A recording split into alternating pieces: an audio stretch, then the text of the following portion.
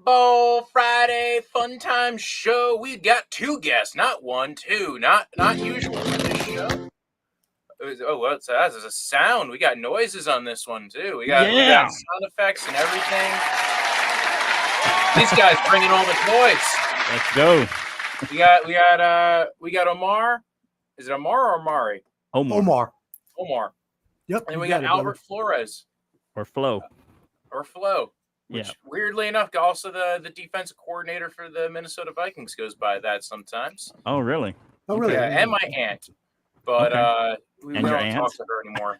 Oh, okay. That's good. You can talk to me. But anyway, guys, welcome to the show. We're going to be talking football because, training camp, man. Training camp's opening up. OTAs are over. Summer break is over. We're going to get into, preseason's around the corner. Let's go. Let's go. Football storylines. We got DeAndre Hopkins. He signed somewhere finally. Released in June. Everybody was talking about him getting traded. Arizona go ahead and lets him go. Right. And then, man. So are you guys part of the same show, or you guys each just do separate shows and you happen to partner up on certain things? Well, me and Canteen were originally, we had a third guy, and then Omar came on as a guest and we really clicked. So we decided to put him on as a co-host. So he's part of we kind of reeled him into the Bottom Line Sports. And so he's part of our co-host lineup, but he's got Ball and Buds as well. So he's got another. That's my sports network, Ball and Buds. Network. Awesome. So we're all part of Let's Talk Sports, Sideline Sports Network. Right, exactly. Yeah, but we got our own sports show that we do. We hit very variety of topics. We hit NFL, baseball. Omar's like our baseball guru, and then we have NBA and different sports. Sometimes we'll touch a little bit on Wimbledon if it's but we won't hit hard on it. Mainly football and basketball and that kind of stuff. Yeah, but it's every Sunday. Every Sunday, 8 p.m. Eastern. Yeah. So you guys have nothing to do at 8 p.m. on a Sunday. Go ahead and check it out. Exactly. Also, like and follow, subscribe, all the Let's Talk Sports stuff on the Roku, the YouTube, the Facebook, the Instagram, the TikToks, the Twitter. I don't even know if they have a TikTok for Let's Talk Sports. But I think so. I got Twitter. I got the Bottom Line too. The Bottom Line Sports. Just look on Facebook and YouTube. I'm there. There you see go. My face. Omar, I heard you were a Raiders fan, and obviously Albert, you mentioned before you were a Cowboys fan. You have the Cowboys star going on in your background over there. Yep. And Albert's got the Raiders hat. The Raiders. The Raiders. Teams I feel very weird about going into this offseason. Not gonna lie, I feel very strange with them. You look at the Raiders, and they signed Jimmy Garoppolo. But then they find out he's got foot problems again, or he's had injury problems left and right and center. Didn't he just have surgery without telling him or something? Yeah, he had a surgery. They had to redo the contract. He didn't tell the Niners before he had surgery. I think that's what happened. Before they traded him. A couple years ago, last year, he started getting a lot of there started to be a lot more talking about from other players about Jimmy Garoppolo. Right. Specifically, I think Martellus Bennett had mentioned he's kind of a little soft, like when he was playing with him in I'm not my words. Not saying he's soft. I listen. He's less soft than I am. I'm doughy and everything. Shots fired. That's what I'm saying. I'm just saying more shots fired at myself than anything else. But Martellus Bennett, man, he was shooting a shot. Right. He was firing everything. He was firing everything he could at him. Yeah. Saying he was soft and that Jacoby Brissett was tougher. And, there has been a pretty big consistency of Jimmy Garoppolo not playing through games throughout his career. And there was the thing when Tom was suspended. So now you have Jimmy Garoppolo going to the Raiders. Now you have this weird thing of he's getting a surgery, didn't tell anybody, had to get an addendum to the contract. It's a very weird, messy situation. How are you feeling there with that Raiders situation? I think not good, but go ahead, Omar. No, you summed up the Raiders and my feelings in two good words. It's not good. We were a pretty horrible team last year. Blew a lot of leads, including double-digit leads 5 times. McDaniels is, I think he's a horrible coach. He's a great offensive coordinator, fine, but that's not what we need. We need a good coach. That being said, they did not make that many good offseason pickups either. They drafted decently well, picking up Tyree Wilson in the first round and Michael Mayer in the second round. Hopefully both impact players. But like you mentioned, they're drafting a guy with a foot injury right after you signed a quarterback with a foot injury. Now, one of my best friends is a Niners fan, so I can confidently say they agree with you in that they think he is soft. But I don't see They that. agree with Martellus Bennett. From whoever. Yeah, you're right. We're not that is not the reported. words. I'm not personally throwing shade at Jimmy G. That's right. And his porn star enjoyment. That is shade. Oh. Hey, you know what? At least he can get, and I mean, they're porn stars, but they're pretty hot. So at least, you know what? We're getting off track here. Anyways, so Jimmy Garoppolo. Listen, man, he's going to have a lot of fun in Vegas. That's the whole reason why I think he took that contract. Hey, he is going to be the man of the town. But it is I believe it is a downgrade, actually, from Carr. A lot of people think it's a lateral maneuver. I think it could be a downgrade.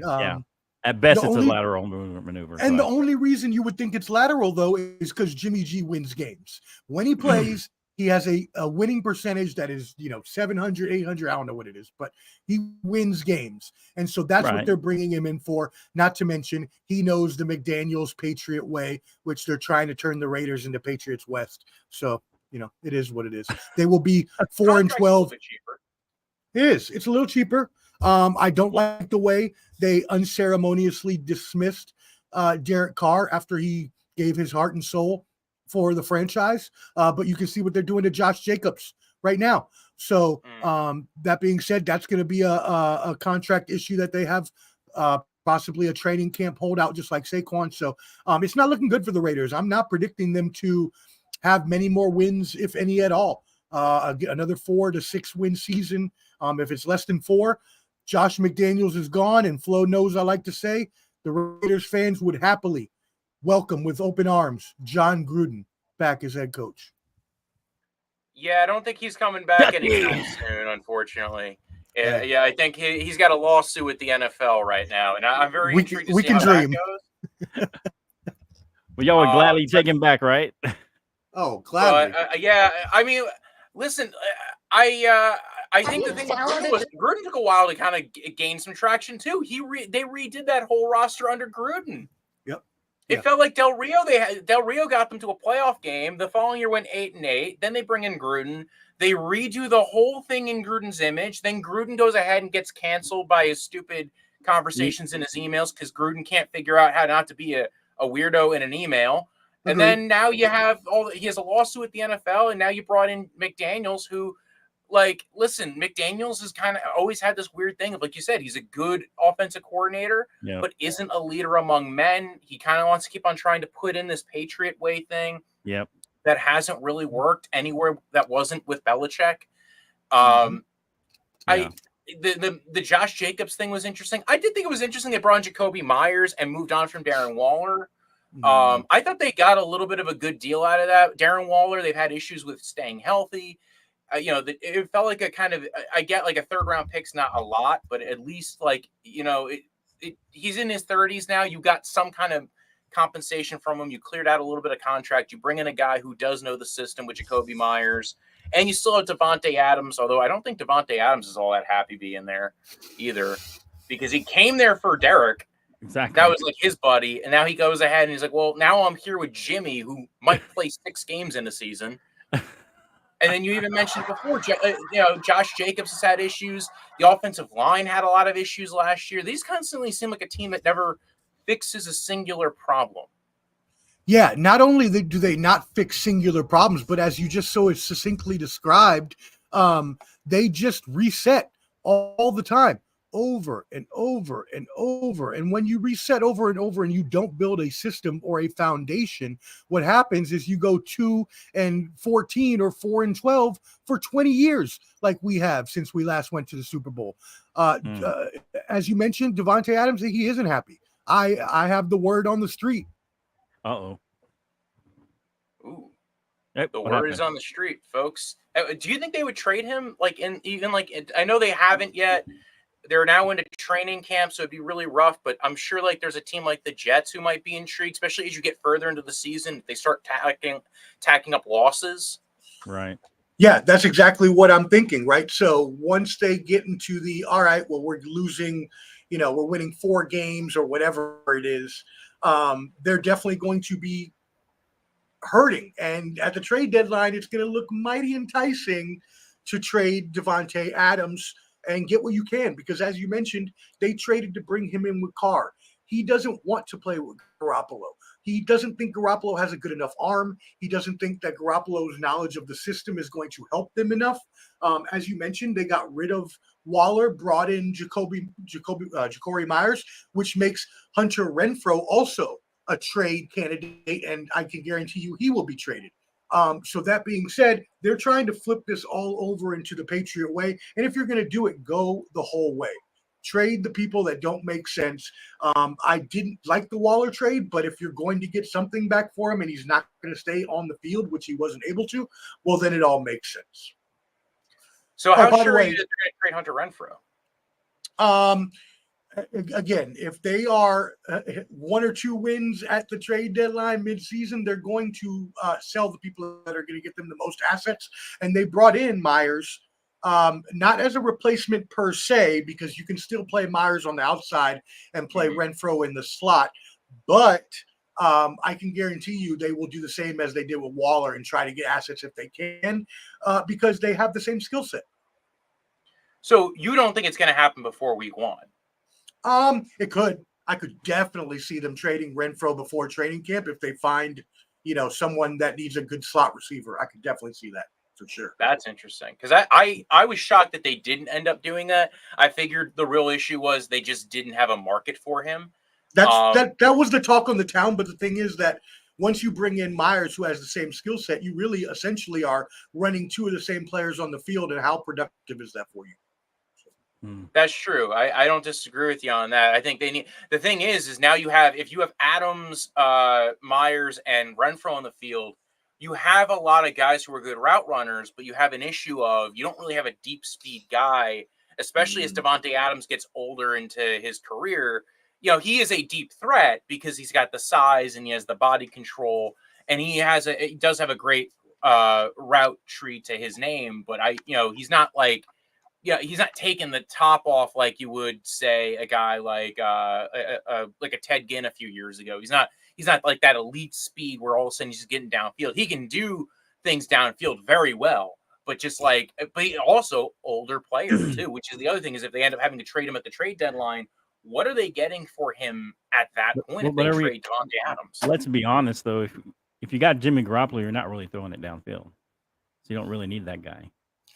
But you always need That's a guy to blow the top off the coverage and take the guys downfield. No matter what, you have to have a speed guy on your team, just as at least a decoy at anything. Now you might not be running him on the field all the time, but I think Myers has enough speed that, as Flo was saying, he can kind of fill that spot. But I do agree that you need a speed guy. We had Deshaun Jackson when we brought in when Derek Carr was there. But I do see where Flo's coming from. So, with Garoppolo having a little less of a impressive arm, you can probably forego the fastest guy in the world and have Myers be your top speed guy. Right. Yeah, I think so. Yeah, it makes sense. And I said before, I kind of the Cowboys also worry me for different reasons. Less so for an individual player situation and like roster, because honestly, very talented roster, right? You got CeeDee Lamb, who just such a big, kind of a truck kind of wide receiver, different kind of dude, like 6'2", but thick. They ran him a lot out of the slot, but you lose Kellen Moore. Kellen Moore kind of, they agreed to go part ways. Mike McCarthy's now going to be running the offense there. The first time he's calling plays in a few years since he was coaching Aaron Rodgers. How do you feel about that team? Like, I know Dak had a few interceptions last year. Some of them were very, very sad interceptions. They were but then like other times he was, doing really well.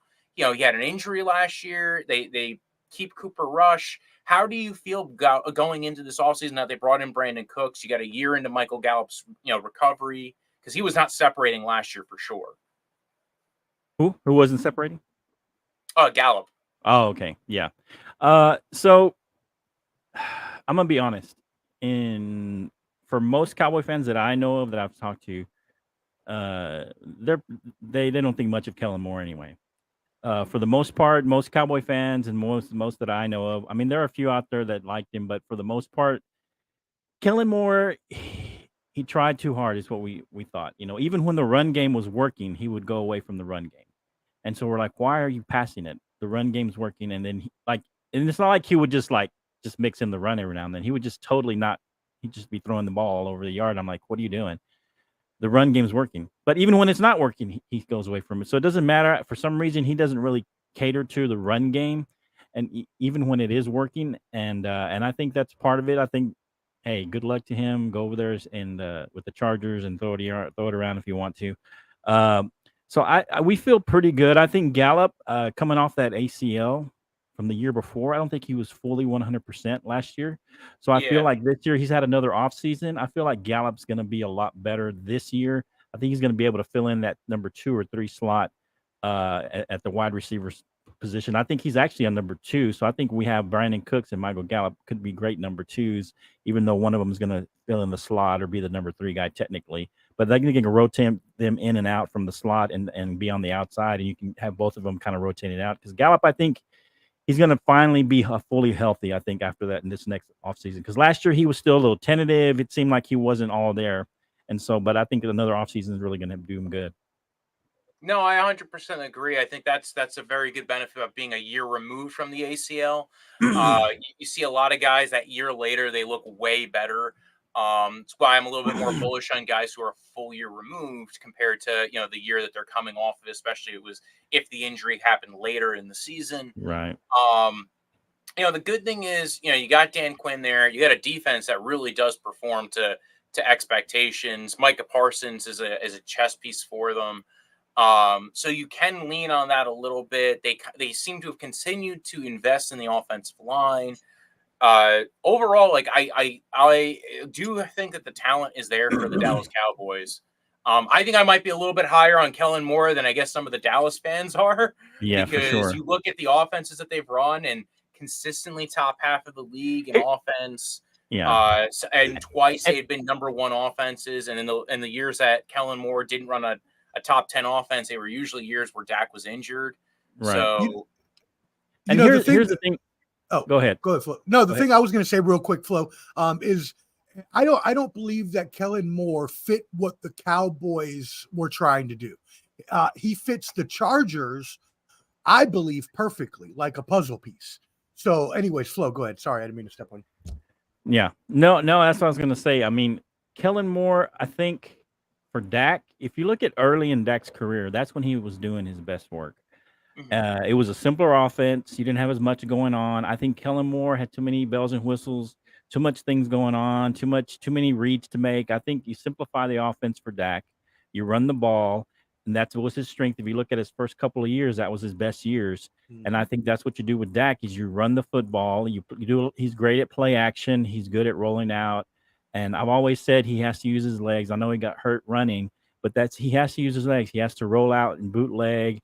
He has to work some play action. And if the run game's not going, you can't really work the play action. And so those are his best traits. And he did best if you go back and simplify the offense, make him make a couple of reads at the most, and then have him check it down. That's what he had, because this is Dak has some strength. He has great intangibles, great leadership, and things like that. But the thing with Dak, this is my opinion, he has a slow release and he's very slow processing in the pocket. So you can't have him be thrown from the pocket 30, 40 times. He has to have 2 reads. If they're not there, check it down or take off running. And that's, I think, what McCarthy's going to do. He's going to simplify the offense a little bit. And I think that's why a lot of Cowboy fans are bullish, because I think, and me included, usually I'm not as bullish as I am this year. I have them winning 13 games, but I think because of the defense you talked about, and I think Dan Quinn, to Omar's point, is a better defensive coordinator than a head coach. But he's really good at what he does on defense. And if you let him be a defensive coordinator, he's great. You can look at his career. He's always been a great defensive coordinator. Head coach, not as much. And I'm glad he stayed. And so we're bullish because that defense is really, really good. And I think the offense will be simplified for Dak and make it easier for him to run that offense and not have to think so much and not have to make so many reads in a complicated offense. And like you said, when Dak throws the ball a lot, then he's going to lead the lead in interceptions like he did last year. So, Right. And I always say this with any quarterback who's been in the league more than maybe 4 or 5 years at least. You take his best year and his worst year and you throw him out. And that's basically what he is. And Dak is a 64 QBR, close to 100 quarterback rating. He's right in there. He throws about 9-10 picks a year. That's where he's going to be, and he's going to give you about close to maybe 30 touchdowns, 32, 33 touchdowns. So he's a solid quarterback. He can get us to the Super Bowl, but you have to make the offense cater to his strengths. And I don't think Kellen Moore was able to do that. Just one last thing on the Cowboys, and then we can jump to some other topics. Tony Pollard, franchise tag. We already talked about Josh Jacobs. Is Tony Pollard showing up? Did he show up? Is he going to show up? Did he sign the tag? He should show up. He should show up. I mean, he's got to know. He didn't make as much money as the other two guys. I mean, it's a different situation because he broke his leg, though. So. Right. He's coming off a big injury. He's probably not even going to be ready for the, at least not preseason. He may not be ready for the first game. So, I think that he should show up. I mean, he get the franchise tag, so he's going to get around $10 million. So he's going to get paid. He just has to show that, hey, Jerry's going to take care of him. This is the thing about Jerry. Anyone he drafts, it's like his kid. He takes care of him. He does. He really does. That's why we were able to let go of Amari Cooper, because he was a free agent. You're a free agent, man. Good luck trying to get another contract or get max dollars. But if you got drafted into the Cowboys, a lot of times you're going to get taken care of by Jerry Jones. And he's going to be fine as long as he can show that he's coming off that injury and he's fully healthy, as long as they don't try and rush him back. We still got Malik Davis. We got Deuce Vaughn, the rookie, who I think is going to be solid. And we're going to be able to, manage if he has to miss 1 or 2 games early in the season. But he should sign that. I see Jerry Jones talking him into it as his, pseudo-adopted child. So I got a question. What player are you bullish on? Not on the Cowboys, just like in general. What player are you guys each bullish on going into this year for like their potential to pop? A player. Could be quarterback, wide receiver, could be a defensive Go ahead, Omar. end, could be anybody. I'll let you go first. On the Raiders, on both teams, or just our team? Any team. You could pick any team in the NFL. 32 teams. Oh, okay. So we're going. You could pick Canadian teams if you really wanted to. Yeah, I got a couple people I'm looking at. Specifically, if you're looking at wide receivers, you can see George Pickens with the Pittsburgh Steelers, especially after they traded Claypool. He's a young 22-year-old that's looking like a stud. You can also, if you're looking at Jameson Williams with the Detroit Lions coming off that ACL injury, they need a deep threat, as we talked about earlier. So that's another one you can look at. On the defensive side, actually, another offensive player, Kyle Pitts, had a really down year last year and could use a bounce back. But on the defensive side, Derek Stingley Jr. For the Houston Texans, I like a lot this year. And also there's a offensive lineman, I can't remember at the time, that the Cowboys drafted that I like too, but I can't remember his name at the moment. Oh, Tyler Smith? Is that the one? Tyler something. Yeah, Tyler.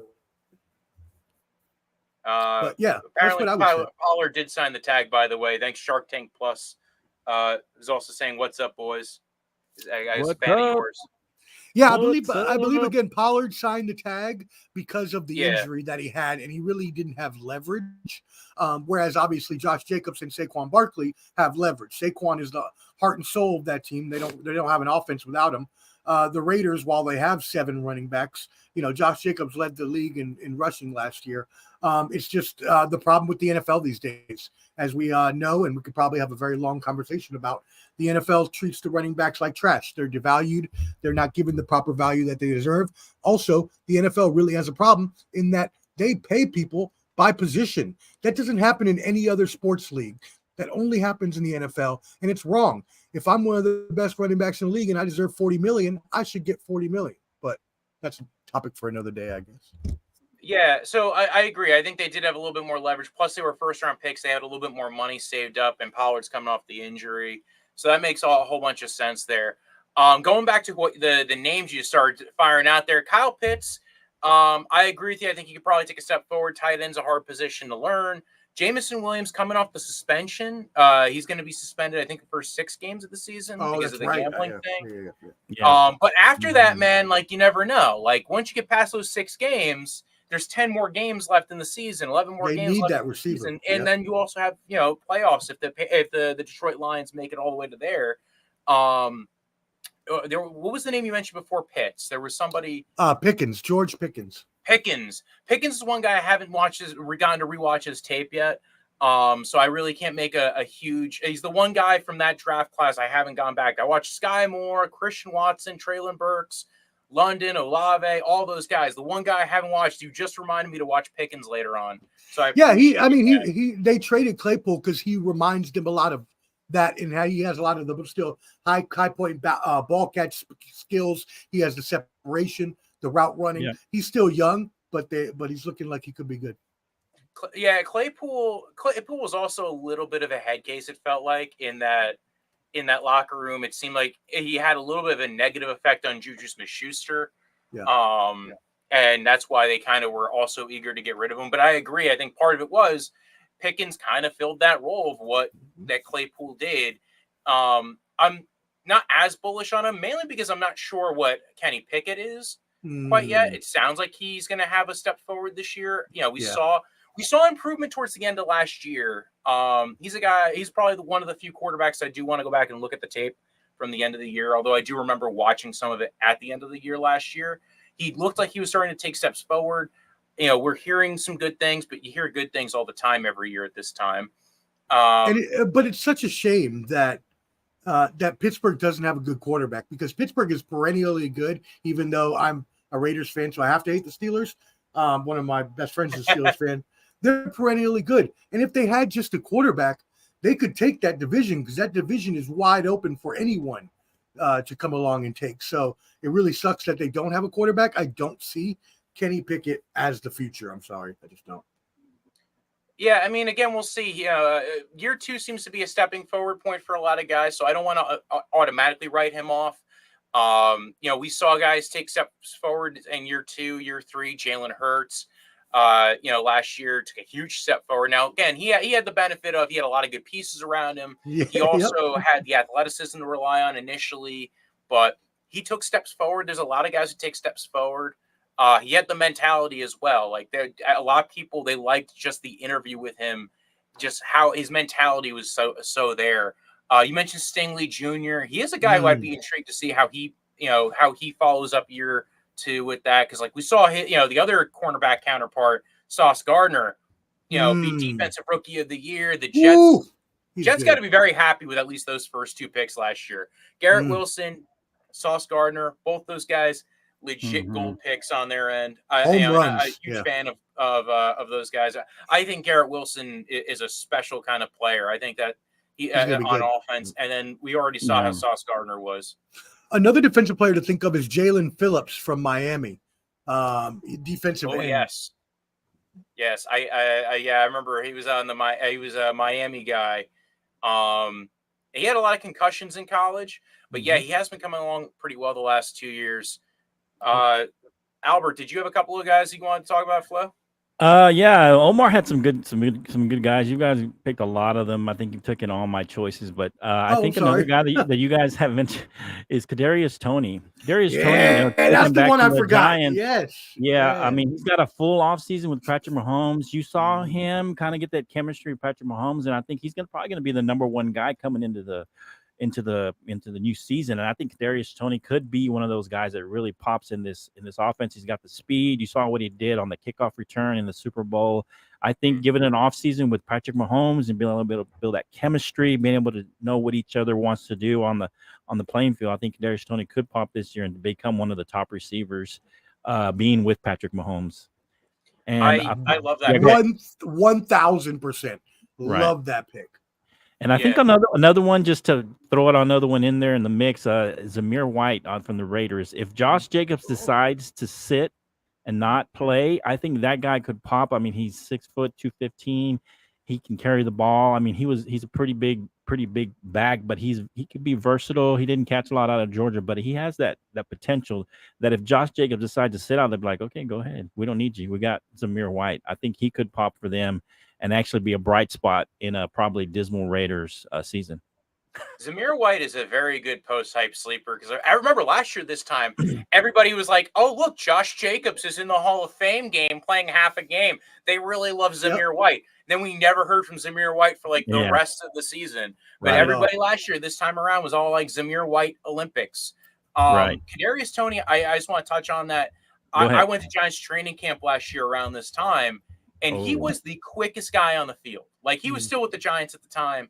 And you could see there's a difference between what he can do on the field compared to everybody else. He doesn't have it's weird. The knowledge of playing wide receiver has not been imbued onto him, but his ability, he's got the strength, the ability to catch, and his quickness is very, very much a jitterbug. Like, those things work really well for him. It's funny. I was like, him and Sky Moore are going to get talked about a lot this season because this offseason, because Juju Smith-Schuster's gone. Nobody believes in Marquez Valdes-Scantling all those years with Rodgers and now at Mahomes, and he's going to be kind of the deep downfield guy. But everybody's looking for the other guy. But you saw as the year went on, more snaps went to Kadarius Toney and less went to Sky Moore. Yeah, there's some rumors out there that Sky Moore had some catches in camp and that he's looking to maybe be the slot receiver. But I kind of agree with you from what I saw, and I went ahead and did some tape study on Kadarius and Sky Moore just this week. And, I kind of lean with you. I think Kadarius Toney on field looks like the way more dangerous player. Looks like the guy you want to figure out a way to get him on the field.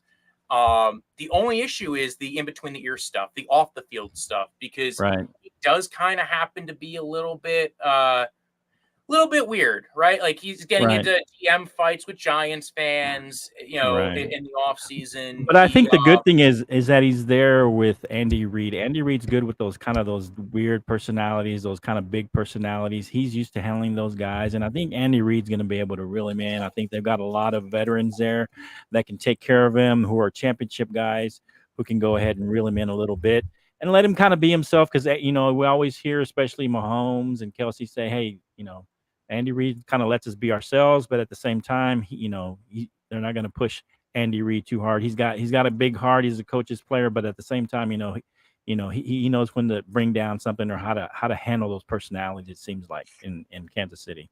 And just to add, gentlemen, I was reading a report the other day that Patrick Mahomes and Toney have gotten very close, and that Patrick Mahomes is looking forward to throwing a bunch his way. So if you got the voucher of the quarterback, that's really all you need at that point. Yeah. Go ahead. Listen, I'm not knocking anything as far as his on-field ability. I'm a huge fan of that. He reminds me, it kind of like we just talked about Chase Claypool. There's elements of Chase Claypool there. The on-field ability, very much like a really fun player. You see the excitement there. You love what's around him. And maybe the fact that he's in the Kansas City locker room and he has Andy Reid there and Mahomes, and you got legend, you got guys who are right now in kind of legendary status in the NFL telling you what to do. Very easy to listen to those guys compared to when you're on the Giants and you have a new head coach coming in. You're not their guy. He had a lot of injuries with the Giants, and he has consistently had a lot of injuries the last couple of years. But now and clearly there was a reason why the Giants wanted to move on from him. They got a 3rd-round pick that turned into Darren Waller. So, it ended up being a rotation of, hey, we're going to change some Dutch chairs here. He's not working for us. There was a lot of duplicativeness in their offense. They had Wandale Robinson. Now this year they got Paris Campbell. They got a lot of guys. The same receiver. I was like, dude, come on.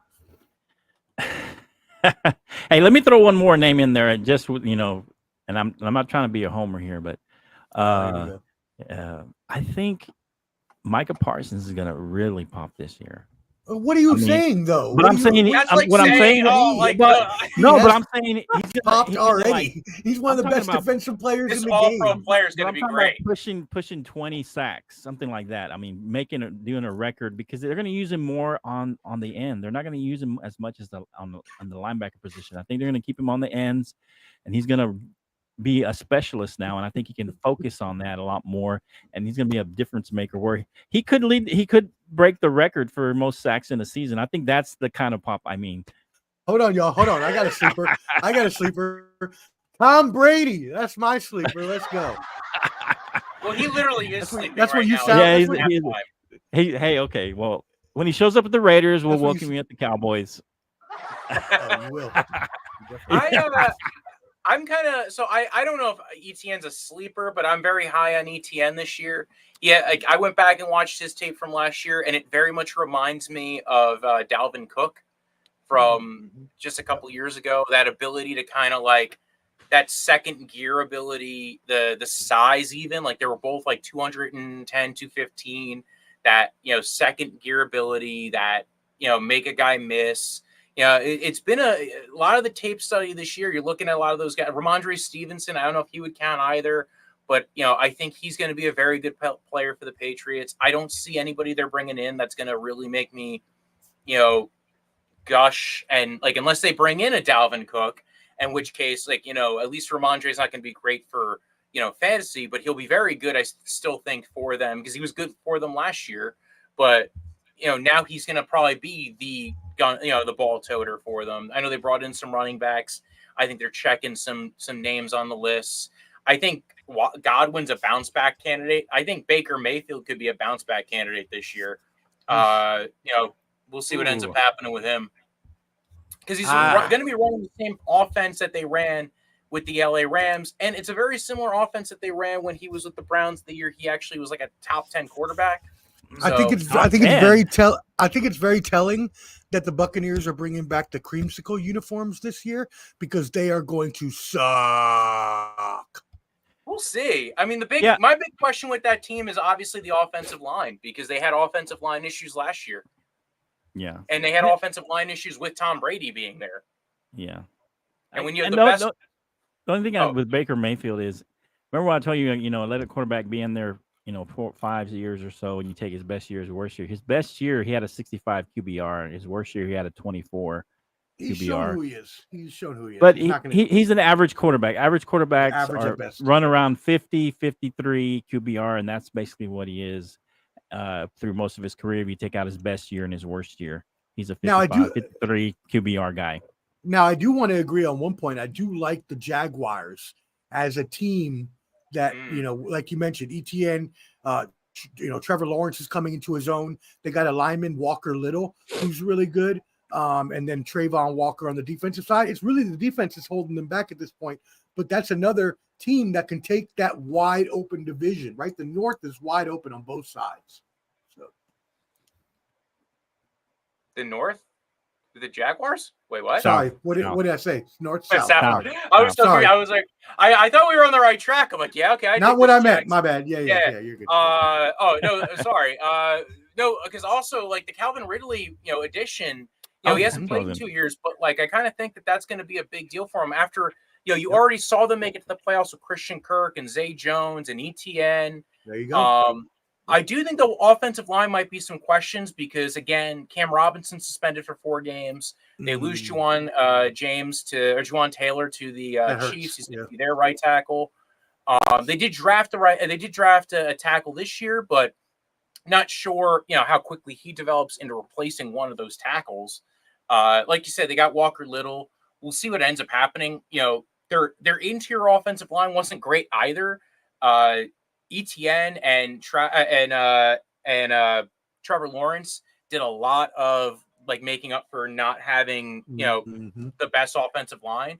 But again, both are very good players. Adding more to that receiving core, I think, is going to be a big deal. They keep Evan Ingram. They extended him. I agree with you. I think the Jags, especially in a division that's kind of not doing a lot right now, where their biggest competition is the Titans, who brought in DeAndre Hopkins. Yeah, it's open, and they're super young too. So like they got this leeway in front of them for a few years. If you remember back to, kind of when they had that first run 10 years ago, if they had a younger quarterback, they may have been able to extend that instead of Mark Brunell, but whatever. No, I 100% agree.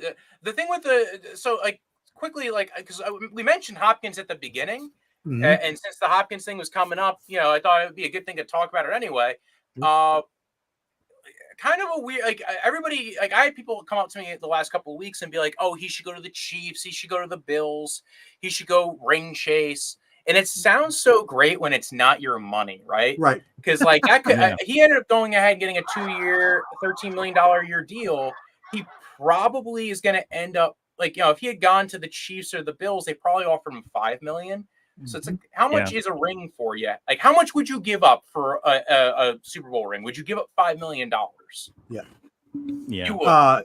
I mean, I would, but I also don't play professional football. And, he's been around a long time. Maybe he decided I'd rather, have my family straight than win a title. I would love to win the title, but yeah, I mean, I could tell you right now, I live in Nashville, so I've been having the inside scoops here on this in the last few days. The Titans are very scared. The Titans are very scared that Mike Vrabel and his team are not so shiny anymore.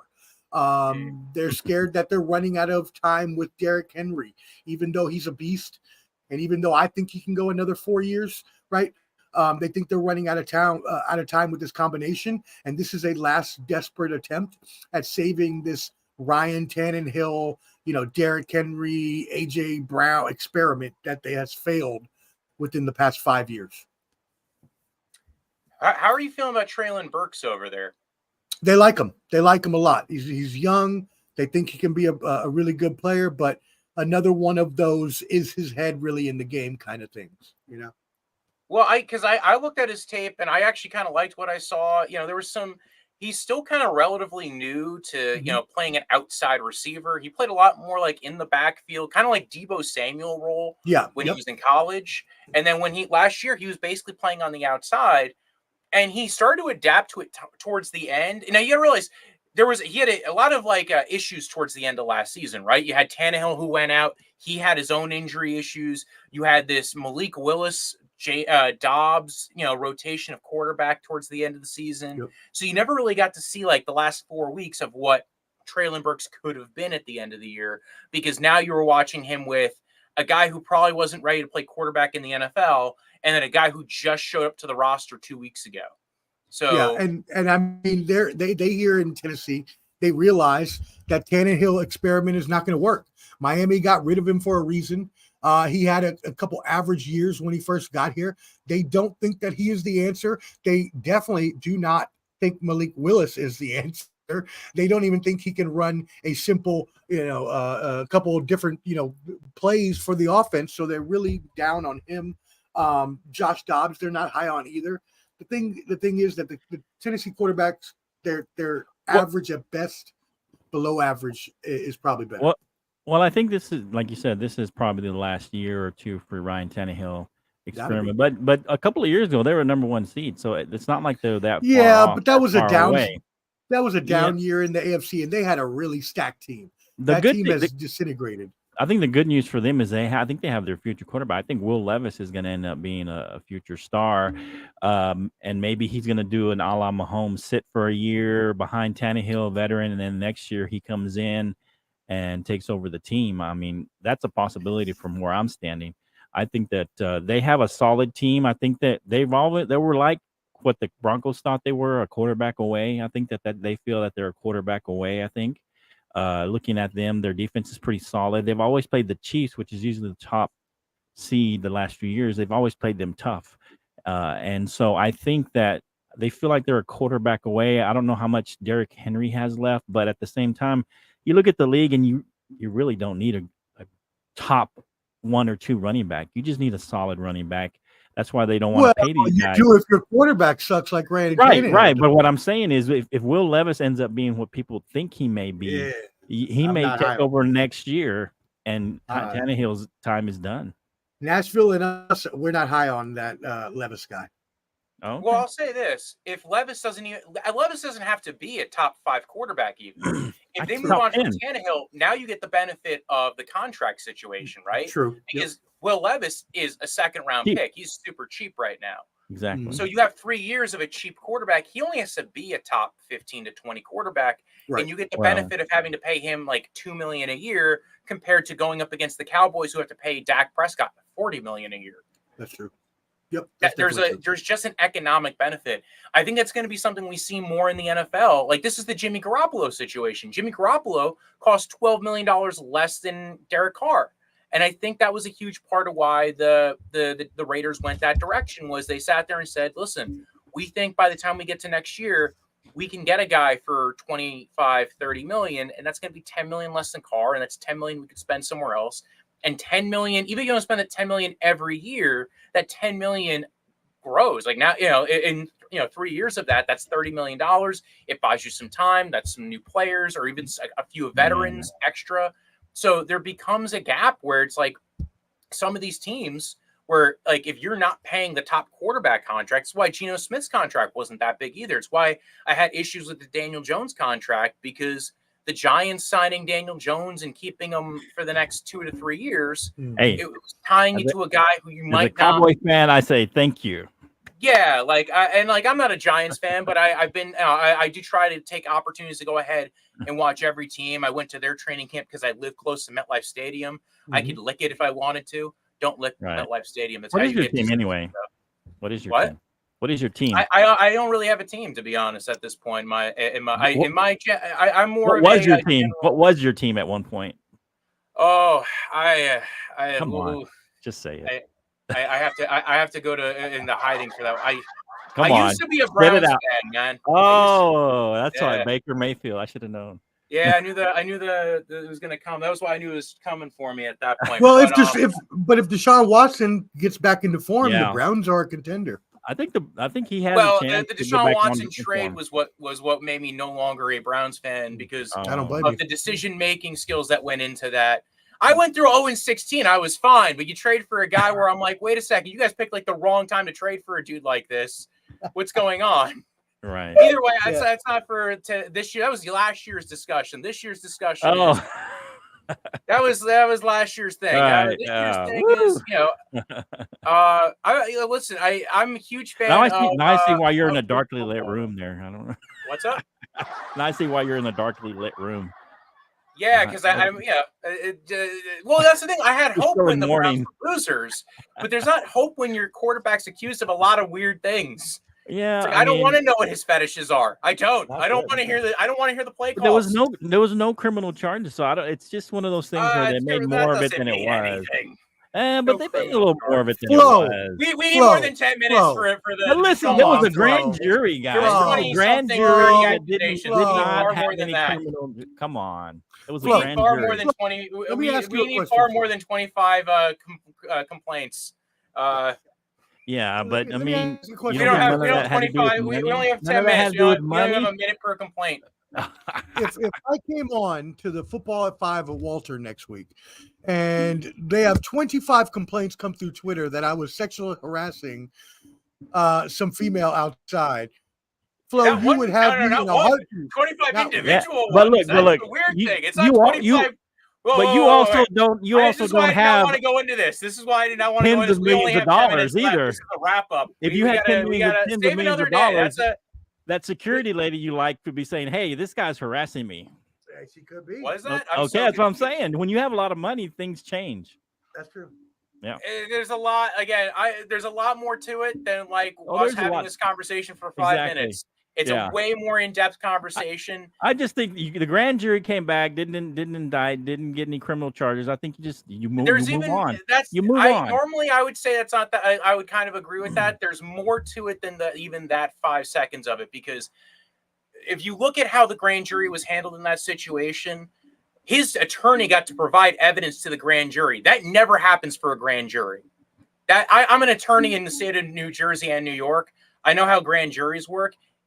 Most defense attorneys never get a 10-second talking to the grand jury. Grand juries are brought by the prosecutor, and they get to go ahead and present their evidence, and they get to present it in whatever way they want to. And the fact that his attorney got to present evidence to a grand jury is so rare, and it's so out there as kind of a thing. It automatically makes me go, something different happened here. Now, again, Rusty Hardin, very good attorney. I'm not knocking Rusty Hardin. This is why I didn't want to have a conversation at the end of the 10 minutes, because there's so much. I know a lot of it because I looked into it. Right. I read a lot of the complaints. I could tell you what most of those complaints had. I did videos on those complaints, and how the flow of like how the timeline went with all of it. So, and that's why I didn't want to get super into the whole Deshaun Watson thing, because I really looked into it. Because if you are going to go ahead and have this guy as your quarterback, looking into it, especially when other fans of your team are defending the guy and starting to say really aggressive stuff about some of the women who are making these accusations, you start questioning, do I even want to be a part of a fan base that not defends somebody who's accused? I'm not even complaining about necessarily Deshaun Watson. I was complaining mostly about being in the same group of people who are making certain statements, doing certain things, and also the team who is saying that they did their investigation when he had never even been deposed yet. Those were the things that really kind of there. And not for nothing, I'll say this, Busby, I had a lot of issues with Busby, how he started that case. By the time that case got settled, the civil cases, I was impressed with how he wrote some of those complaints, the way he set them up, the way he used depositions in the complaints and cited to them, and was able to kind of leak some information out into the public discourse through those complaints. It was very intriguing to watch as somebody who happens to practice law in the states of New Jersey and New York. We're now down to 7 minutes. I didn't want to get back for a very good reason. Because, like I said, that's okay. But we got to find out that you used to be a Browns fan, so that's good. And I love the conversation. There you go. It used to be a Browns fan, and I was a Browns fan through the dark times. Then when it became like you almost have a light at the end of the tunnel, it became a very, very sad situation. Last thoughts on me. I honestly think the Jets have a lot of good shots this year. I think the Giants are going to probably be down. Do you guys have anything last minute you guys want to plug, stick in there? Any kind of last thoughts? Go ahead, Omar. You're good at this. No, I would just as far as what we were just talking about, just to finish that off, my thought is that the division there is wide open, and you know, it's going to be hard for the Browns to, even if Deshaun Watson were to come back into form, to have a playoff type team, but I could see them as contenders. So that just finishes that off. I do want to. I do just want to. By the way. Oh yeah, and I agree. I think if Deshaun Watson comes back to form, I think if Deshaun Watson comes back to form, that team could actually be. Well, I actually think Deshaun Watson has to make a step forward in a certain direction because when he was playing for the Texans, he was able to kind of play that backyard football where he can extend the play and then throw it to DeAndre Hopkins or throw it to Brandon Cooks while he's breaking out in the scramble drills. That's not really what the Browns are designed as of this moment. They're very much a rhythm and timing offense. You saw it work better with Jacoby Brissett last year than it did with Deshaun Watson. The defense, I think, is going to take a step back forward because you got Dalvin Tomlinson, who they signed in free agency. They brought in a guy like Maurice Hurst, Tristan Hill, former D tackle for the Cowboys. And they have Myles Garrett, who's an amazing player. They traded for Zadarius Smith from the Vikings. I think the defense has so many cool pieces to it, bringing in Juan Thornhill from the Chiefs. They got Denzel Ward. They got the third year of the corner that they drafted a few years ago in the first round. You hyping me up. I'm about to be calling the Browns. They got rid of John Johnson, who I think John Johnson was the biggest head case on the defense. John Johnson III, they went ahead and kicked him out. He was he was the safety that they signed 2 years ago in free agency. Did not end up working for them, so they move on from him. They bring in Juan Thornhill. Delpit's going to be, I think, in the last year or two of his contract. We'll see if he ends up taking a step forward. He had some good moments the last couple of years, but he's been injured. He had the Achilles injury his first year.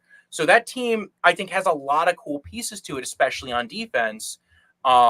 They moved on from Troy Hill, which I thought was a mistake. They didn't keep a lot of the consistency there. And I do like that they brought in Oba Okoronkwo, and they also have a rotational swap with him as far as Zadarius Smith, who they traded for the Vikings. I like that defense. The offensive line, hopefully, if it stays healthy, can be very good. They got Conklin back another year away from his patella tendon injury. You got Teller and Bitonio. You brought back Ethan Posick on a 3-year deal that was golden. And then you just need to see a step forward from Jedrick Wills. They got one of the best offensive line coaches in the NFL. They just need Deshaun Watson to get back to some kind of form that works. I think he will. Speaking of players that will pop, I'll put him in there. I think he's going to pop back this year and be a top quarterback in the AFC. Maybe not top 2, but he will be a top in that division for sure. And he's got Nick Chubb, who's squatting like 700 pounds. 700 pounds the other day. I'm social media or something. I mean, the guy is. Nick Chubb fan. He's man. And then Amari Cooper is probably one of the best route runners in the NFL. He's underrated as a route runner. I think once him and Deshaun Watson get on the same page, that could be dangerous as well. But I just love the parody of the NFL. That's one of those things where their skills don't 100% match, but his skills match with Elijah Moore. Right. I think Elijah Moore, the guy who they traded from the Jets, is going to end up being a very good piece for them. But yeah, it could be a good 1-2 punch on the outside. I mean, him and Amari. Amari's a very capable receiver. Oh, I I'm just- 100%. Well, I didn't understand why Amari Cooper got traded away from the Cowboys. That He one I should've never didn't got- quite understand. Because he was a shouldn't- free agent. He was a free agent, and then Jerry didn't want to pay him. He won't pay if they're not his kids. He's not going to pay you. He should have never been traded from the Raiders. That being said, I actually love the parity this year. I think the NFL has a lot of good teams. I think there's a lot of divisions that are wide open for the taking. I believe that this NFL season is going to be one of the best that we've seen in probably the past 20 years.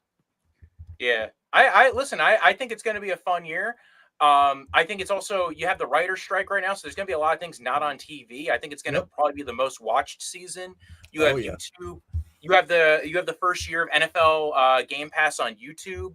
That's going to be huge, and people are going to be watching it on YouTube. I think that's going to be a huge thing.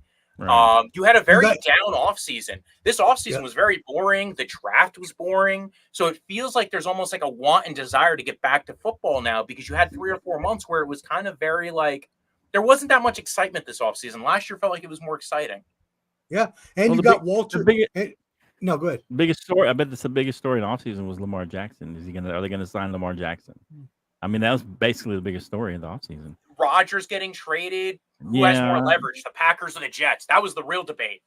Yeah, well, that was towards the end. But I mean, early on in the offseason, it was like, are they going to sign Lamar Jackson? And then it was Rodgers. But and that division's open for the Ravens to take. So, there's a lot of good teams. There's a lot of good divisions that are open for the taking. I think the North is probably the most competitive in the AFC. Is going to be the most competitive division in the AFC. Yeah, all 4 of those teams could win that division. Pittsburgh probably outside chance, but I think the other 3 could possibly challenge for that division. Yeah, AFC North. I mean, the AFC, the conference, the AFC is the toughest conference. There's a way tougher conference in the NFC.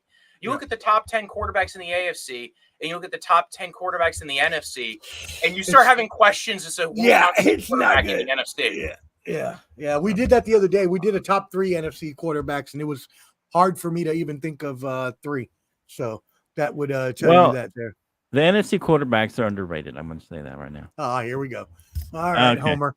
Anyways, who else they're underrated? Other than Dak and Jalen Hurts? Dak, Jalen Hurts. You have Goff. You have that's it. No, just stop at those 2 because we all had trouble coming up with a third. I forget about.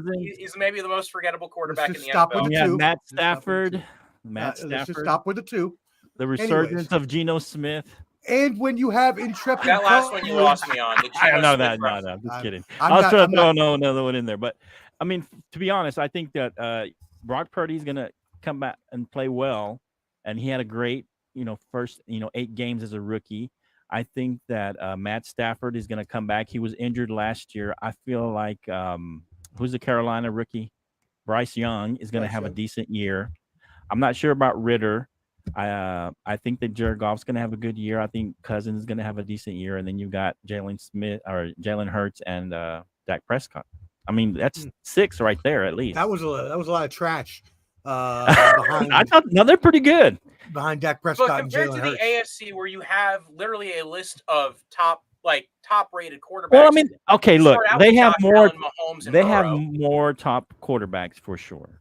Yeah, they have more. And then even if you're saying Deshaun Watson can get back to 2020 form, that's another guy. You look at a guy like. But I'm not a quarterback wins guy though. I'm not a quarterback wins guy. So can you just accept that we put Dak Prescott in the top 2 and let it go, please? Yeah, I mean, no, I like that. I think he is probably top 2 or 3 in the NFC. And that says something. Yeah, thank you, Walter. What does it say? Yes. It doesn't say that the quarterbacks in the NFC are trash. That's what it says. Hey, if he was in the AFC, I'm going to say this: he'd be a top 5. He wouldn't be in the top 10. He wouldn't be in the top 10. Yeah, I think he wouldn't would. be in the top 10. 5 or 6. Yep. I'd put him 6. It's been great getting to talk to you guys. Hey, thank you, brother. Marker here. If you want to plug everything you guys got going on for you. Yeah, and I even play my music, Yeah, no, definitely. Hey, check us out every Sunday night, 8 p.m., 7 p.m. Central. The Bottom Line. It's on Let's Talk Sports. It's on Let's YouTube. go. It's on Sideline Sports Network. You got Flo. You got Canteen. You got myself.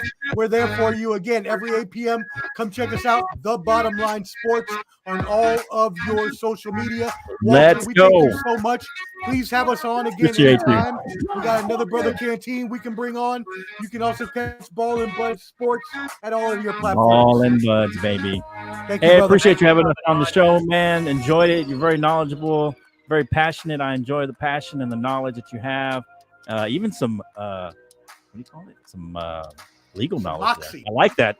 But yeah, we appreciate you. Hopefully you go back to the Browns. I hate to see a fan just leave his team. So maybe you'll slowly go back.